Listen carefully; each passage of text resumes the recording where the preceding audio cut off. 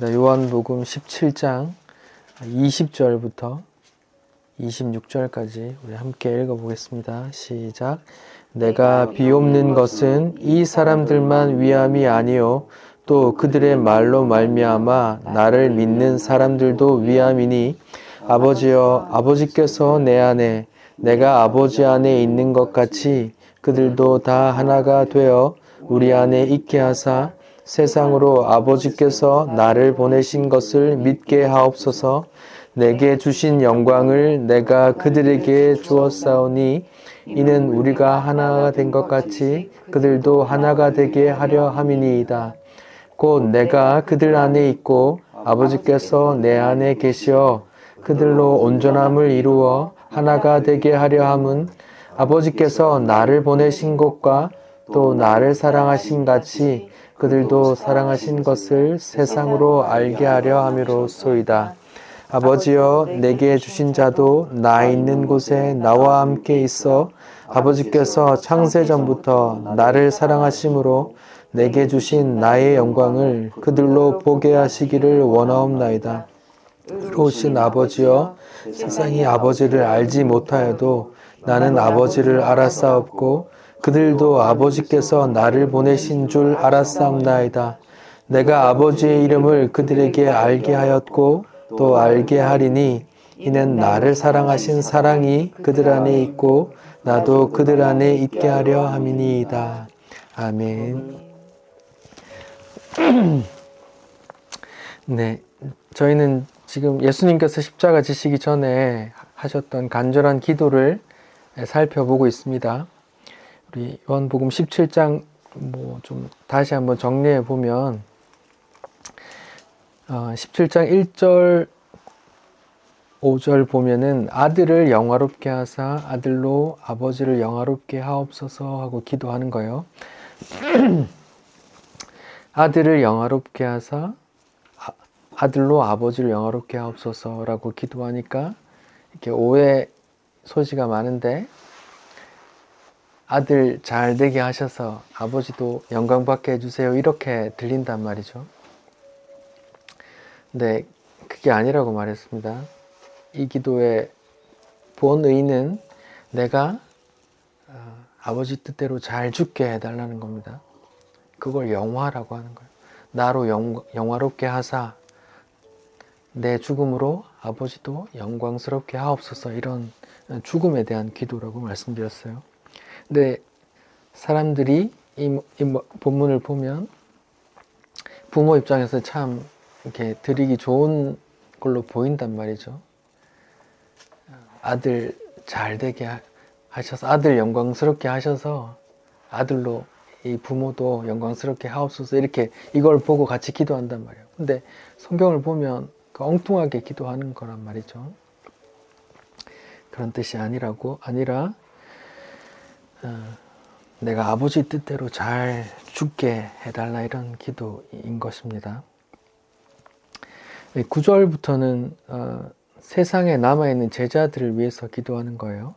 11절에 보면 그들이 우리와 같이 하나 되게 하옵소서 이렇게 기도하는 겁니다.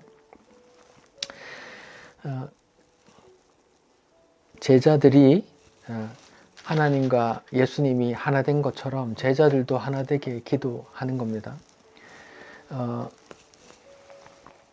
이렇게 하나 되게 기도해 달라고 하면 보통 우리가 생각하기로는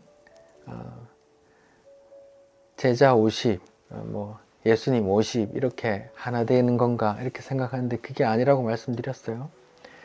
하나님과 하나 된다는 건 내가 제로가 되는 거라 했습니다. 하나님이 100% 있고 내가 제로가 되는 거. 그게 크신 하나님과 피조물, 미물, 먼지에 불과한 우리가 하나 되는 방법이라 했어요. 그래서 우리는 하나됨으로 우리가 수지 맞는 장사죠.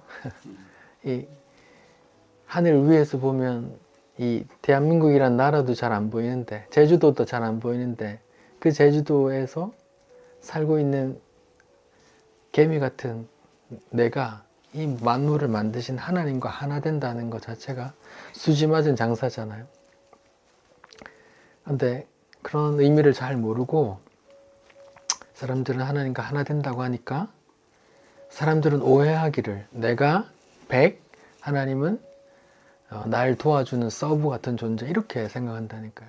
하나님은 나의 행복을 위해 존재하는 그런 존재, 아 좋으신 하나님 이렇게만 생각한다는 거예요.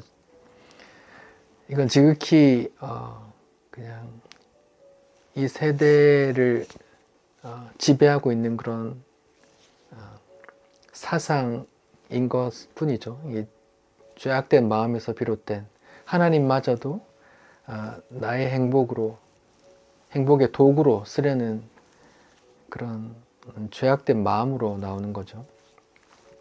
이런 생각에서 나오는 게 알라딘 램프의 하나님, 하나님은 자판기, 내가 원하는 거 기도하면 내가 원하는 거 주는 그런 하나님은 자판기인가? 이런 논지도 다 연결되는 거란 말이죠. 하나님은 그런 하나님이 아니란 말입니다. 성경은 절대 그런 하나님을 말하고 있지 않아요. 근데 오늘날 대한민국의 많은 크리스찬들은 하나님을 그렇게 오해하고 있어요.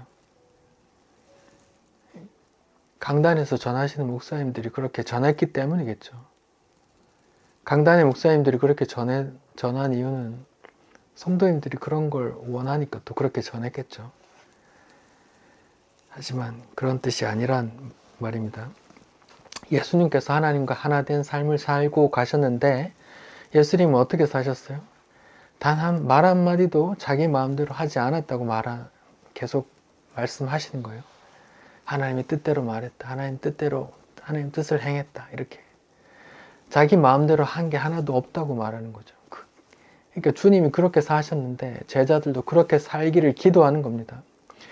예수님 기도는 반드시 이루어지는 기도인데 제자들이 그렇게 된 거예요. 그렇게 되어서 그렇게 순교의 자리로 나아갔던 겁니다. 제자들이. 또 15절에 보니까 그들을 악에서 지켜주십시오라는 기도를 한단 말이에요. 예수님은 이제 세상에서 떠나가고 없는데 이제 나 없이 남을 제자들을 위해서 기도하기를 악에서 지켜주옵소서라고 기도하는데 이 기도는 제자들 신변 보호해달라는 기도가 아니라고 말씀드렸어요. 예수님의 기도는 반드시 이루어진다고 했습니다. 하나님의 뜻대로 하는 기도이기 때문에. 근데 그게 만약에 예수님의 기도가 지금 신변 보호해달라는 기도라면 예수님의 기도가 하나도 안 되는 거예요. 예수님의 제자들이 다 누구는 어떻게 죽고 누구는 어떻게 죽고 누구는 어떻게 죽고 이런 전승들이 다 내려오잖아요. 악에서 지켜주옵소서라는 말이 예수님 제자들 신변 보호해달라는 기도라면 예수님의 기도가 하나도 안 이루어진 거예요. 그럼 그 뜻이 아니란 말입니다. 그럼 악에서 지켜달라는 게 뭔가? 이걸 고민해 봐야 된다고 했죠. 성경은 악을, 죄를 하나님을 부인하는 것으로 말합니다. 그 사건이 그런 걸 이솝 우화처럼 쉽게 이야기한 곳이 선악과 사건이고요. 하나님 먹지 마 했는데 먹는단 말입니다. 아니야 먹고 나 하나님처럼 될 거야 이렇게 말입니다. 그걸 악이라 하고 그걸 죄라 한단 말이에요. 예수님은 떠나가시지만 제자들은 그 세상에 있거든요. 세상은 어떤 세상입니까? 악한 자가 세상을 다스린단 말입니다. 그 악한 자는 누굽니까? 사단이에요. 악한 자가 다스리는 세상은 하나님이 없어요. 다 네가 주인 돼서 살아. 네 꿈을 이루고 살아. 하나님이 어디 있어? 하나님 뜻에 왜 순종해? 하나님을 죽여버려. 하나님 부인해. 그래야 네가 자유롭게 돼. 하나님으로부터 독립선언해. 이렇게 말한단 말이에요. 세계적으로 어떤 굉장히 유명한 철학자가 이런 말을 해서 되게 이슈가 됐었어요. 성경에서 선악과 사건은 신으로부터 인간이 독립하는 사건이다. 이렇게 말하는 거예요. 맞죠? 그게. 하나님 뜻 아래서 하나님 시키는 대로 하나님 원하는 대로만 살다가 인간이 하나님의 울타리를 벗어난 독립한 순간이다. 아주 인간사에서 중요한 사건이다 라고 말하는 거예요. 대한민국의 유명한 어떤 철학자도 말하더라고요. 인간이 제대로 살려면 신을 부인해야 된다고. 그래야 인간 스스로가 주체가 되어 살 수 있다고 말한다고요. 맞는 말이죠. 신을 부인해야 자기 마음대로 살 수 있잖아요. 근데 성경은 그걸 악이라 하고 죄라 한단 말입니다. 근데 성도라고 하는 사람들이 기본 마인드가 그런 걸 갖고 있단 말이에요. 그럼 교회도 아니고 기독교인도 아닌 거죠. 자기가 착각하는 거예요. 기독교라고. 기독교는 그런 게 아닙니다. 악에서 구하여 주옵소서라는 기도는 세상에 남아 하나님을 부인하고 자기가 주인 되어서 사는 그 세상 속에서 악의 유혹, 너도 그렇게 살아. 눈에 보이는 거 좋은 거 많잖아. 안목의 정욕과 육체의 정욕과 이생의 자랑 이런 거 좀 추구하고 살아. 네 마음대로 살아. 라는 그런 유혹들로부터 지켜달라. 너는 하나님의 피조물이야.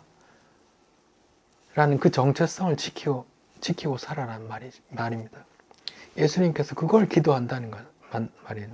제자들이 그렇게 살기를 크리스찬으로서 하나님의 백성으로서 그 정체성을 잃지 말고 살아라고 기도하는 거란 말입니다. 이 악한 세상에 살면서 예수님의 기도는 반드시 이루어지기 때문에 제자들이 그렇게 보호되었고 심지어 죽음 앞에서도 하나님을 부인하지 않고 그렇게 죽어갔고 또한 성도들도 그렇게 될 거란 말입니다. 그리고 17절에 진리로 거룩하게 하옵소서라고 기도하신다고요.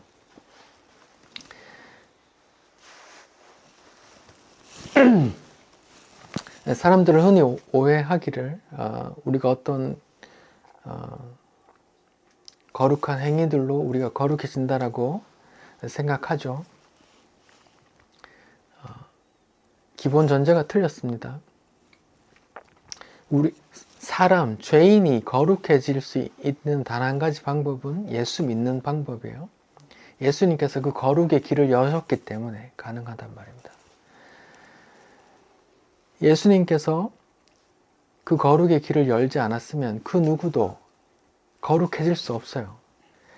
하나님 앞에 의인은 없나니 하나님 앞에 설 수 있는 인간이 없단 말입니다. 거룩이라는 건 하나님과 관계된 것만 거룩하다 하는 거예요. 인간으로서 인간 스스로가 하나님 앞에 설 수 있는 자가 없다니까요.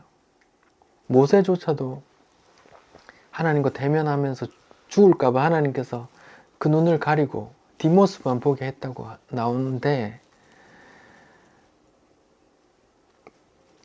하나님은 우리가 만약에 죄인이 예수님 공로 없이 죄인이 하나님을 맞닥뜨리면 바로 먼지처럼 이렇게 타 없어질 겁니다. 그 거룩함 때문에.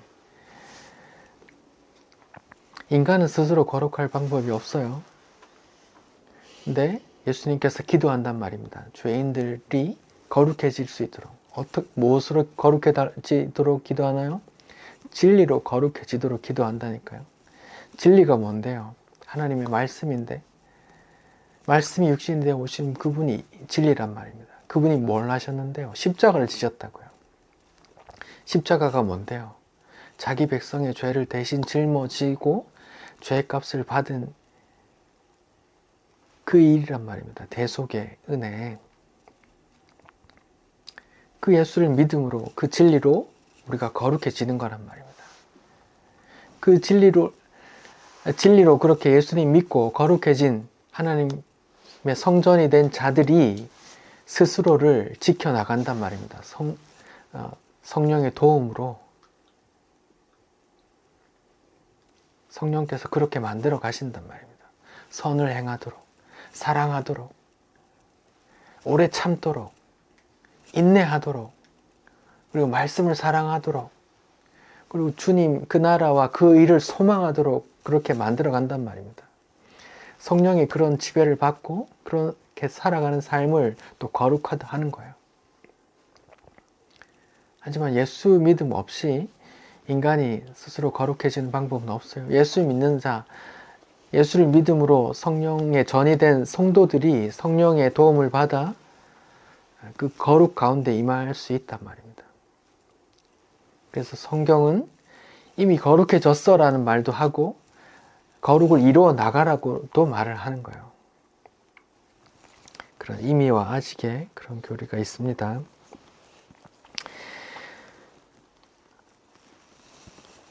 자, 여기까지가 이제까지 기도했던 내용이고 20절부터는 제자들이 아니라 제자들로 인해 예수를 믿게 된 성도들을 위해서 기도하는 거예요. 근데 앞에 기도를 또 반복하십니다. 그들도 우리와 하나 되게 해주십시오 라는 기도 반복 같은 내용이니까 이전 설교를 참고하시고요. 오늘은 24절을 중심으로 한번 살펴볼게요. 24절에 예수님께서 기도하십니다.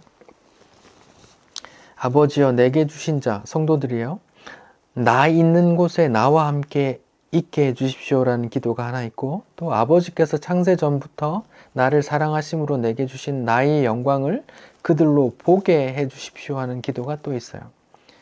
이게 한글 번역에는 마치 나 있는 곳에 그들을 있게 하셔서 거기서 하나님의 은혜를, 영광을, 주의 영광을 보게 해주십시오 라는 것처럼 보이는데 두 가지 기도인 거예요. 영어 성경에는 더 분명하게 나옵니다. I desire that 이렇게 서로 걸립니다. 그러면 24절에 첫 번째 기도 제목이 내게 주신 자들, 성도들이요, 제자들 말로 인해 예수님 믿게 된 자들, 내게 주신 자들도 나 있는 곳에 함께 있게 해주세요 라고 기도하십니다. 그러면 기도 내용을 알기 위해서 나 있는 곳이 어딘지 알아야 될 거 아니에요. 예수님이 나 있는 곳이 어디를 가리키는 걸까요? 예수님이 지금 겟세마네 동산에서 기도하시거든요. 그러면 예수님이 먼 훗날 제자들로부터 믿게 될 어떤 성도들이 있을 텐데 그 성도들을 지금 겟세마네 동산으로 부르고 있는 걸까요? 그건 아니란 말이죠. 예수님은 겟세마네 기도하고 죽으시고 부활 승천하시니까 겟세마네 동산으로 부르는 게 아니란 말입니다. 그럼 나 있는 곳이 어딘데요? 예수님이 지금 어디 계시다고 나옵니까? 부활 승천하셔서 예수님은 어디 계세요? 하나님 우편에? 네, 하나님 우편에 있다고 나오죠. 한번 찾아볼까요? 로마서 8장 34절. 로마서 8장 34절.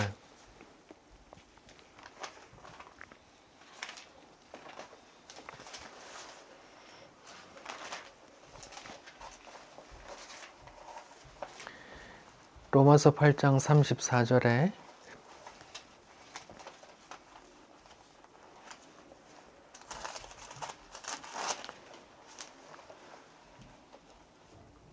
같이 한번 읽어볼까요? 시작. 누가 정죄하리요? 아니라 다시 살아나신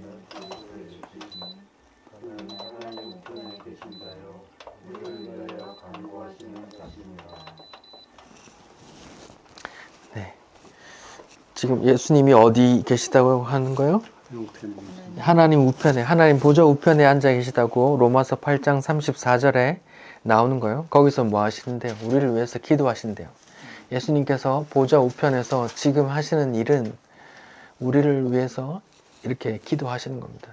기도 내용이 뭔데요? 우리가 보는 지금 요한복음 17장에 그 기도를 계속 하고 계시는 거란 말입니다.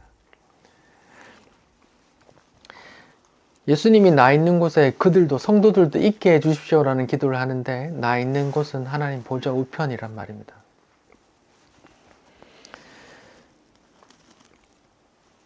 예수님의 기도는 반드시 이루어진다고 하는데 그럼 성도들이 하나님 나라에 이미 보좌 우편에 앉혀졌다는 성경 본문이 있나요? 예수님 죽고 나서 성도들이 하나님 보좌 우편에 앉혀졌다 이런 본문이 있어요? 예수님의 기도는 반드시 이루어지니까 있겠죠. 에베소서 2장을 한번 봅시다. 에베소서 2장. 에베소서 2장입니다.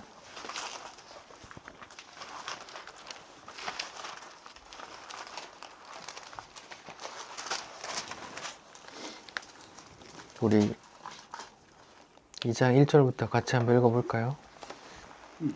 시작. 그는 허물과 죄로 죽었던 너희를 살리셨도다.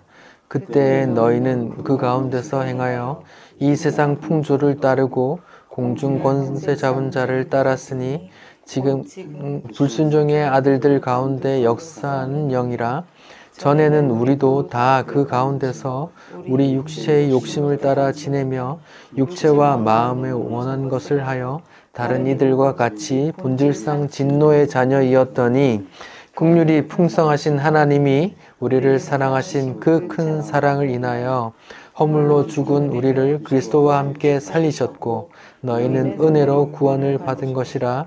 또 함께 일으키사 그리스도 예수 안에서 함께 하늘에 앉히시니. 이렇게 나와요. 예수님이 우리 허물로 죽은 우리를 살리셨고 또 일으켜서 지금은 어디 있어요? 그리스도 안에서 함께 하나님 보좌 우편에 함께 앉히시니라고 지금 부정과거형으로 쓰여 있어요. 영어로는 과거형으로 쓰여 있어요. God raised us, 그러니까 올리셨고 또 seated us, 앉히셨다. with him, 그와 이렇게 돼 있어요. 그러니까 과거형으로 이미 성경은 기록한다고요. 우리가 하늘로 올라갔대요, 벌써.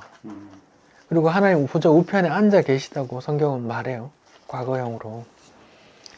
예수님의 기도가 반드시 이루어질 거기 때문에 그렇게 쓴다고 말씀드렸습니다.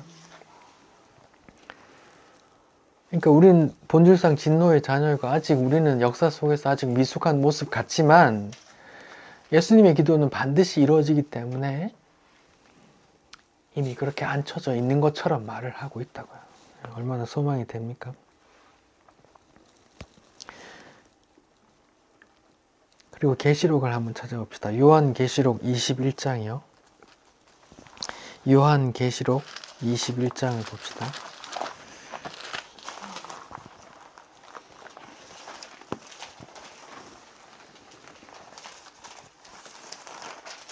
요한계시록 21장 1절에서 4절입니다. 요한계시록 21장 1절에서 4절이요. 이건 새하늘과 새 땅에 대한 이야기예요. 거기에 근데 성도들과 하나님의 이야기, 보좌의 이야기가 있는지 잠깐 볼 거예요. 4절까지, 1절부터 4절까지 우리 같이 읽어봅시다. 시작. 또 내가 새하늘과 새 땅을 보니 처음 하늘과 처음 땅이 없어졌고 바다도 다시 있지 않더라. 또 내가 보매 거룩한 성 새 예루살렘이 하나님께로부터 하늘에서 내려오니 그 준비한 것이 신부가 남편을 위하여 단장한 것 같더라. 내가 들으니 보좌에서 큰 음성이 나서 이르되 보라, 하나님의 장막이 사람들과 함께 있음에 하나님이 그들과 함께 계시리니 그들은 하나님의 백성이 되고 하나님은 친히 그들과 함께 계셔서 모든 눈물을 그 눈에서 닦아주시니 다시는 사망이 없고 애통하는 것이나 곡하는 것이나 아픈 것이 다시 있지 아니하리니 처음 것들이 다 지나갔음이러라. 아멘. 요한 사도가 요한복음을 썼던 요한 사도예요. 말년에 반모섬에 유배를 가서 낮에는 노역을 하고 밤에는 이렇게 환상을 보고 쓴 책입니다. 아주 노년에 쓴 책이에요. 그러니까 요한 사도가 말년에 환상으로 보는데 새하늘과 새 땅에서 하나님의 보좌 옆에서 성도들이 하나님과 함께 있고 하나님께서 그 모든 눈물을 닦아주시는 모습을 요한 사도가 그 환상 속에서 보고 있단 말입니다. 그러면 요한 사도가 본 건 헛게 아니고 이 시간을 벗어난 그 영원 가운데 그 하나님의 나라에서는 이미 그게 이루어져 있다는 거예요. 네, 그런 걸 보는 겁니다. 자, 그럼 다시 요한복음 17장으로 돌아와서 17장 24절에 두 번째 기도. 하나는, 첫 번째는 성도들이 요한복음 17장 24절 저들도 나 있는 곳에 함께 있게 해주세요 라는 기도했답니다. 나 있는 곳은 예수님께서 십자가 지고 나서 하나님 보좌 우편에 계실 텐데 성도들을 하나님 보좌 우편으로 이렇게 인도하는 기도를 드리고 있단 말입니다. 근데 예수님의 기도는 반드시 이루어지기 때문에 에베소서 2장에 또 계시록에 보면 하나님 보좌 우편에 보좌에서 그 성도들이 함께 하나님과 함께 있는 모습들이 성경에 나온단 말입니다. 두 번째 24절의 두 번째 기도는 그들이 내 영광을 보게 해달라고 기도하는 거란 말입니다. 하나님께서 나를 얼마나 사랑하시는지 창세 전부터 내게 주신 그 영광을 저들이 좀 보게 해주십시오 라고 기도한단 말이에요. 예수님께서 기도하신다는 말은 예수님의 기도 없이 인간 스스로, 성도들 스스로 주의 영광을 본단 말이에요? 못 본단 말이에요? 못 보니까 기도하는 거거든요. 성도의 눈에, 사람의 눈에 주의 영광이 안 보인단 말입니다. 이게 중요한 거거든요. 그래서 예수님이 기도하는 거예요.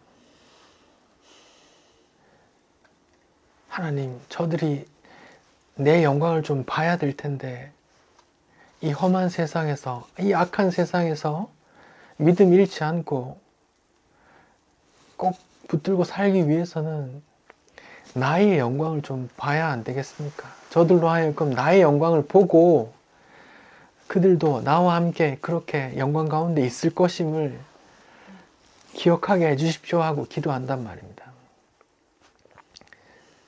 예수님께서 죽기 전에 이렇게 기도하신다는 건 이 땅에서 사는 동안 사람의 눈에, 이 육체의 눈으로 주의 영광이 안 보인단 말입니다. 주의 영광이 보이면 예수님께서 이런 기도를 안 했겠죠.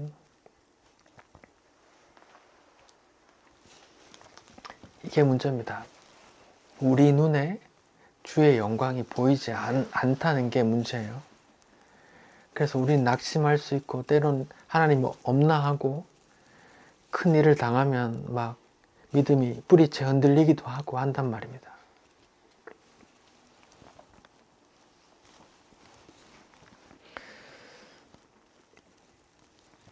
마태복음 19장에 다들 잘 아는 부자 청년이 나오죠. 부자 청년이 예수님께 나와서 물어요. 영생을 얻으려면 무슨 선한 일을 해야 됩니까? 라고 물으니까 율법 다 지켰어요. 예, 지켰습니다. 그러면 재산을 가난한 자들에게 나눠주고 나를 따르라고 하니까 그 부자 청년이 재산이 많음으로 근심하여 돌아갔다 했죠. 그 부자 청년이 그 주의 영광을 그 눈으로 봤다면 그 자기 재산이 얼마나 많은지는 모르겠지만 그 자기 재산 아까워서 주님을 등지고 갔을까요? 눈에는 안 보인단 말입니다. 하나님의 영광, 온 만물을 다스리는 그 하나님의 영광을, 주의 영광을 그 눈으로 봤다면 그 재산 당연히 버렸겠죠. 근데 그게 안 보인단 말입니다. 마가복음 5장에 예수님께서 거라사 지방에 막 귀신 들려서 날뛰는 사람 무덤 사이에서 와 하는 그 사람을 고쳐주세요. 귀신을 쫓아내죠. 근데 귀신이 누구냐? 군대라고 하죠. 예수님 저 쫓겨나는데 저기 돼지에 좀 들어가면 안 되겠습니까? 그래 들어가라고 하니까 옆에 있던 돼지떼 2,000마리가 몰살해버렸어요. 그것을 마을 사람들이 알게 되었을 때 마을 사람들이 예수님께 뭐라고 했습니까? 떠나길 바랬단 말이야.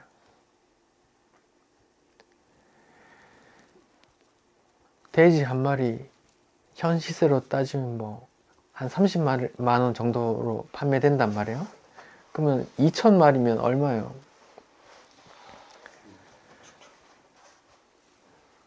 30마리 10마리면 300만 원, 100마리면 3천만 원, 1,000마리면 3억이란 말이에요.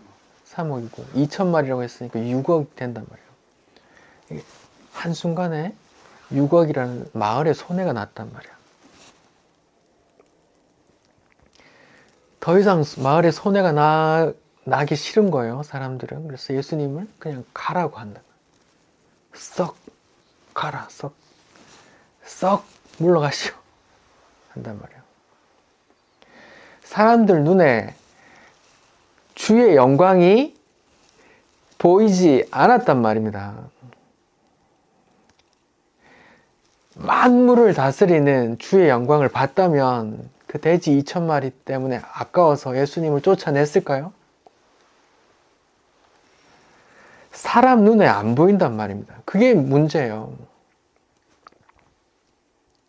예수 믿는 제자들은 어땠는데요? 예수 믿는 제자들이 주의 영광을 봤어요? 아니요. 3년 동안 같이 동고동락 같이 했고 그런 수많은 기적을 봤으면서도 주님 십자가에서 다 도망갔죠. 베드로라는 사람은 특별히 부인하고 맹세하고 저주하고 이렇게 3번이나 부인했죠. 베드로만 그런 게 아닙니다. 모든 제자들이 다 숨어 들어갔단 말입니다. 잡혀갈까봐. 주의 영광을 봤다면 안 그랬겠죠. 제자들이나 그냥 일반 사람들이나 주의 영광이 사람 눈에 안 보인단 말입니다. 그게 문제예요. 이 땅을 살면서. 그럼 주의 영광을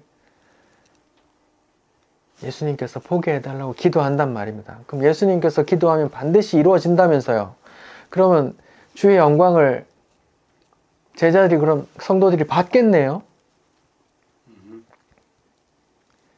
어떻게 언제부터 봤습니까? 주의 영광을 보고.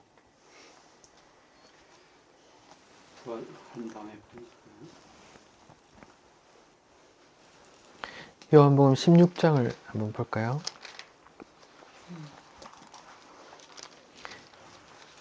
요한복음 16장에는 성령이 오시면 이러면서 의에 대해, 죄에 대해, 의에 대해, 심판에 대해서 너희를 책망하고 뭐 이렇게 나오죠. 요한복음 16장은 보혜사 성령에 대한 말씀이 나오는데 14절 한번 읽어볼걸. 요한복음 16장 14절 시작. 그가 내 영광을 나타내리니 그것을 가지고 너희에게 알리겠습니다. 그가 성령이요. 보혜사 성령께서 오시면 누구의 영광을 나타낸대요? 주의 영광, 내 영광을 나타낼 거야.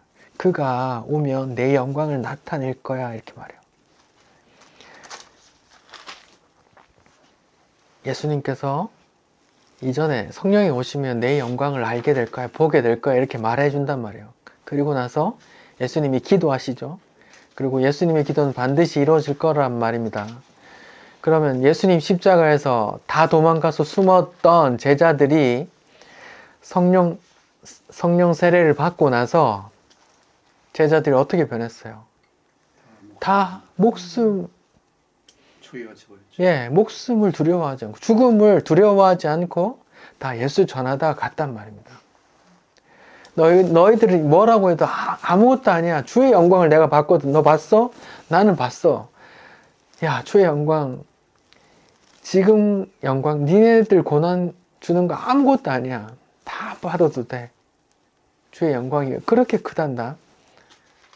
너희가 날 죽이더라도 너희는 주의 영광을 보고 예수 믿길 바래 하면서 죽어갔단 말이에요.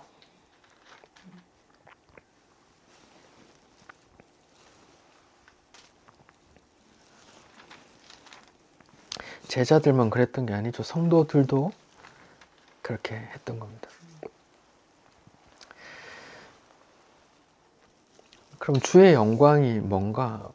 주의 영광을 여러분은 보세요. 어떠세요? 내 눈 주의 영광을 보네. 주의 영광을 보고 계십니까?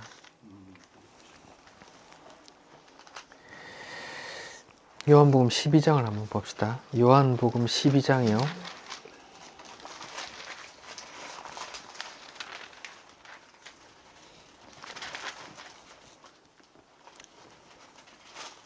요한복음 12장 37절 이하에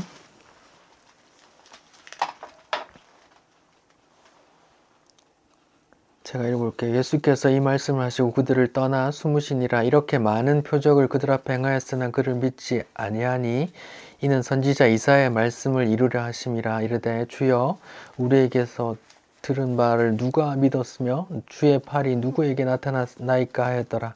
그들이 능히 믿지 못한 것은 이 때문이니 곧 이사야가 다시 일렀으되 그들의 눈을 멀게 하시고 그들의 마음을 완고하게 하셨으니 이는 그들로 하여금 눈으로 보고 마음으로 깨닫고 돌이켜 내게 고침 받지 못하게 하려 함이라 하였음이더라. 이사야가 이렇게 말한 것은 주의 영광을 보고 주를 가리켜 말한 것이라. 이렇게 말해요. 지금 여기 40절에 디귿 보시면 이사야 6장 10절 이렇게 나오죠. 이사야 6장 10절은 이사야가 예수님의 영광을 본 구절이란 말입니다. 지난주에 봤는데 기억나십니까? 내가 이사야가 환상을 보는데 천사가 날개셋으로 날면서 날개 두 개로는 얼굴 가리고 날개 두 개로는 발 가리고 두 개로는 날면서 거룩하다 하면서 하나님의 영광을, 주의 영광, 보좌의 영광을 찬송하는 그 장면을 보는 거란 말입니다. 그러니까 이사야가 화로다, 아이고 죄인이 하나님을 뵀네 하면서 그 보자마자 바로 그런 두려움을 느꼈단 말입니다. 이사야가. 그런데 그 이사야가 본 그 영광이 지금 요한복음에서는 뭐라고 해요? 41절에 누구의 영광이라고 그래요? 주의 영광이라고 한대요. 여러분 이게 말이 됩니까? 예수님 태어나기 700년 전의 사람이에요. 이사야가. 예수님 태어나기 전에 700년 전의 사람 이사야가 어떤 영광을 봤는데 신약 성경에서는 이사야가 예수를 본 거야 이렇게 말하는 거예요. 이게 믿어지세요?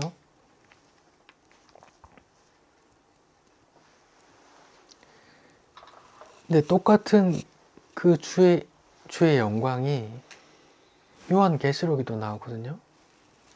한번 봅시다. 요한계시록 4장이요.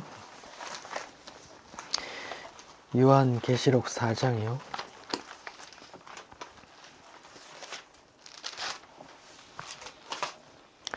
요한계시록 4장의 제목이 하늘의 예배예요.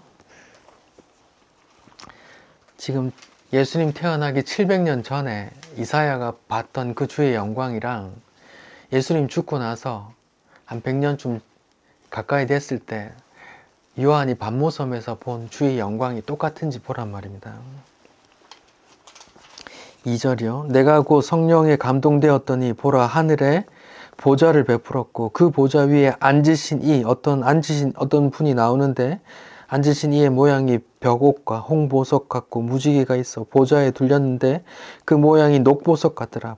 또 보좌에 둘려 24보좌들이 있고 그 보좌들 위에 24장로들이 흰옷을 입고 머리 위에 금관을 쓰고 앉았더라. 보좌로부터 번개와 음성과 우레소리가 나고 보좌 앞에 켠 등불 7이 있으니 이는 하나님의 7 영이라.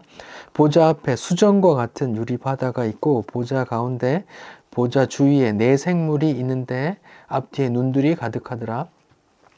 8절 내 생물은 각각 6날개를 가졌고 그 안과 그 주위에 눈들이 가득하더라.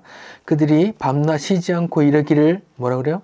거룩하다 거룩하다 거룩하다 주 하나님 전능하신 이여 전에도 계셨고 이제도 계시고 장차 오실 이시라 하고 그 생물들이 보좌에 앉으사 세세토록 살아계신 이에게 영광과 존귀와 감사를 돌릴 때에 24장로들이 보좌에 앉으신 이 앞에 엎드려 세세토록 살아계시는 이에게 경배하고 자기가 머리에 쓰고 있던 관을 보좌 앞에 드리며 이르되 우리 주 하나님이여 영광과 존귀와 권능을 받으시는 것이 합당하오니 주께서 만물을 지으신지라 만물이 주의 뜻대로 있었고 또 지으심을 받았나이다 하더라. 이렇게 나와요. 예수님 태어나기 700년 전에 이사야가 본 그 환상 가운데 그 보좌와 천사와 천사들의 찬송과 그런 것들이 예수님이 죽고 나서 한 90여 년 지났을 때 요한 사도가 죽기 전에 환상을 보고 봤는데 그 보좌와 그 천사와 그 찬송이 똑같단 말입니다. 예수라는 분이 하나님이고 시공간을 초월한 그 신이란 존재란 말입니다. 똑같은 주의 영광을 보고 있단 말입니다. 이사야도 요한도 똑같은 걸 보고 있단 말입니다. 주의 영광을 본 이사야는 주의 영광을 보고 화로다 이렇게 했고 요한 사도는 보고 감격해 있단 말이에요. 근데 그 주님이 우리를 또 우리의 신부라고 하시고 우리의 친구라고도 하시고 그렇단 말입니다. 우리가 그 보좌 옆에 같이 앉게 된단 말입니다. 여기 24장로들이 나오죠. 성도들의 대표들입니다. 제자 12라는 숫자가 성경에서 아들의 수, 제자의 수, 이스라엘의 아들이 12이죠. 예수님의 제자가 12입니다. 12이라는 건 그 자기 백성의 수예요.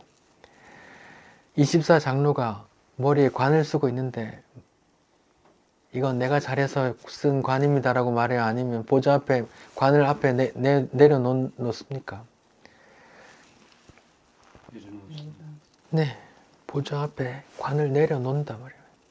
당신이 써야 할 면류관입니다 하고 내려놓는단 말이에요.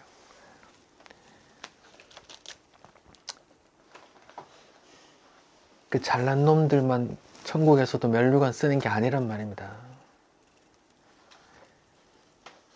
그 대표들까지도 다 주의 영광입니다. 주의 면류관입니다 하면서 내려놓는단 말입니다.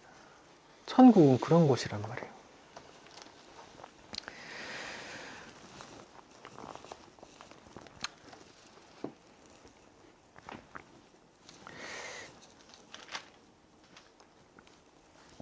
주의 영광이 나왔으니까 한번 더 봅시다. 요한계시록 7장을 보면요.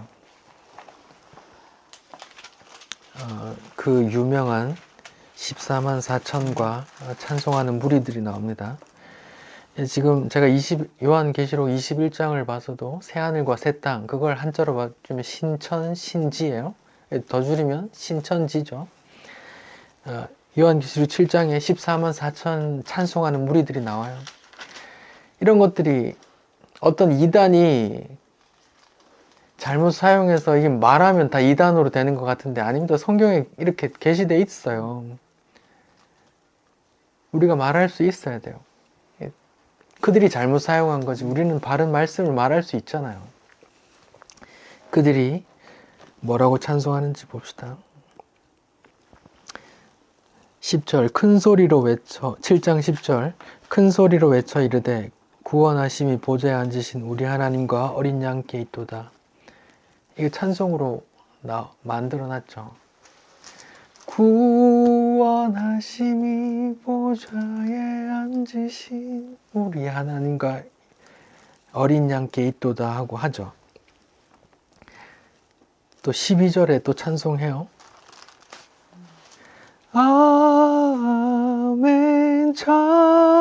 찬송과 영광과 아버지의 감사 존귀와 능력과 힘 우리 하나님께 세세토록 아멘. 우리가 천국 가서 주의 영광 앞에서 계속 이렇게 찬송할 우리의 모습이란 말입니다.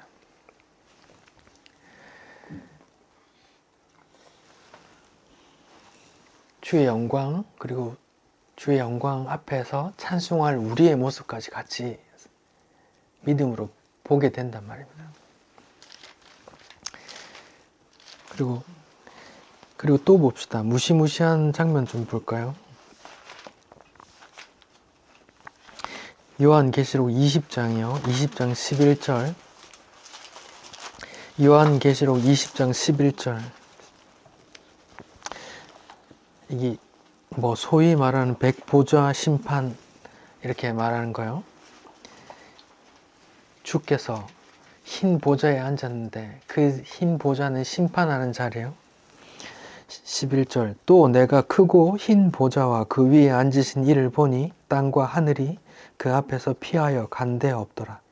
또 내가 보니 죽은 자들이 큰 자나 작은 자나 그 보좌 앞에서나 있는데 책들이 펴 있고 또 다른 책이 펴져 있으니 곧 생명책이라.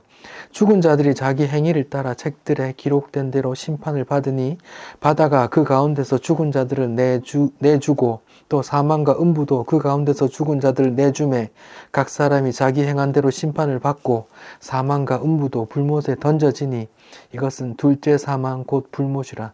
누구든지 생명책에 기록되지 못한 자는 불못에 던져지더라. 흰 보좌, 거룩한 위엄 있는 흰 보좌 앞에 앉아서 산자와 죽은 자를 심판하시는 주님의 심판 모습입니다. 주님의 심판대에 앉으시니까 그 전에 죽었던 사람들을 다 바다와 땅들이 다 토해내요. 다 튀어나와. 이놈들 행위대로 심판한다고 하는데 예수 믿지 않은 행위를 말하는 거예요. 예수 믿지 않은 자들을 다 불못에 넣는단 말입니다.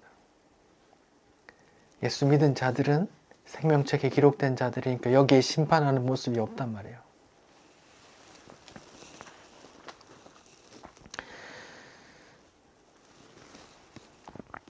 주의 영광이 이렇단 말입니다.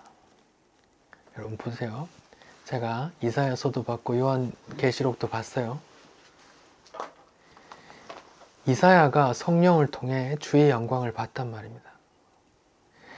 요한 사도가 성령의 감동을 받아 주의 영광을 보고 지금 글을 쓴단 말입니다. 우리는 그들이 성령 감동으로 받아 본 그 주의 영광을 우리는 말씀으로 본단 말입니다. 성령 받은 자는 이 모습을 볼 때 내가 보는 것처럼 주의 영광으로 받아들이고, 성령 받지 않은 자는 그냥 누가 소설 써놨네 한단 말입니다.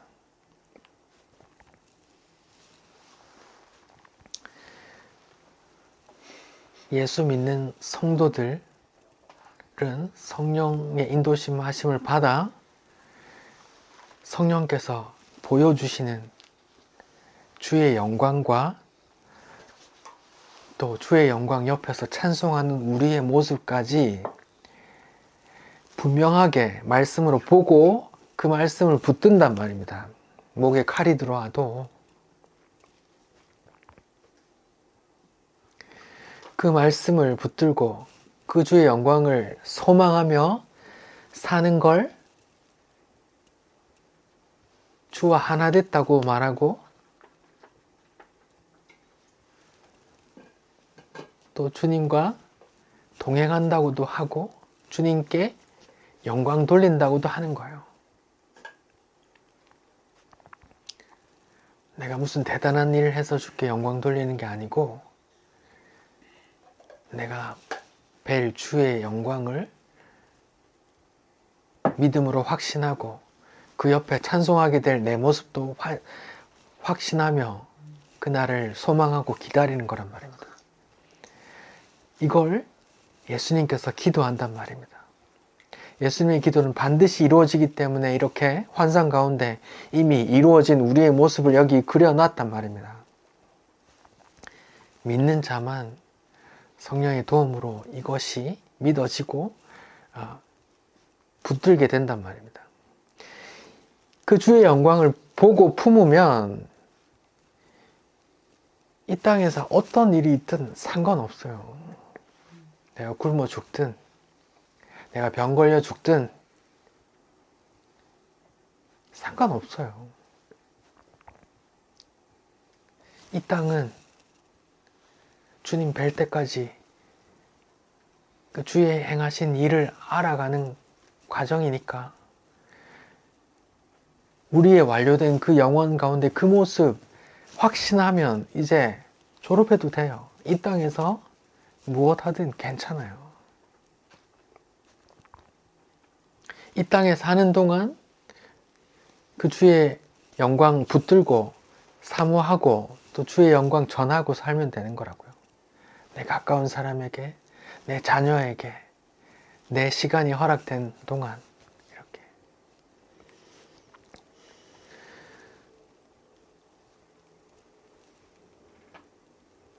이게 사람들의 눈에는 보이지 않아요. 성령의 도움 받은 자들만 보인단 말입니다.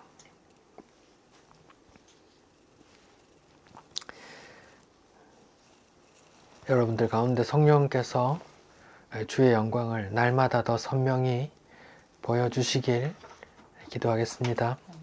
기도합니다. 하나님 감사합니다. 주께서 지금도 보좌 우편에서 우리를 위해 간구하신다 하시니 감사합니다. 주님, 우리는 이 악한 세상에 남겨져 있습니다. 우리의 눈으로 주의 영광이 보이지 않아 때론 힘듭니다. 주님, 예수님께서 기도하신 것처럼 성령의 도움으로 우리에게 날마다 주의 영광을 더 선명히 보여주옵소서. 그 주의 영광과 그 곁에서 찬송하는 우리의 모습 소망으로 붙들고 평안하게 이 땅을 살게 도와주십시오. 예수님 이름으로 기도드립니다. 아멘. 우리 1절만 찬송합시다. 27장이요. 찬송가 27장입니다.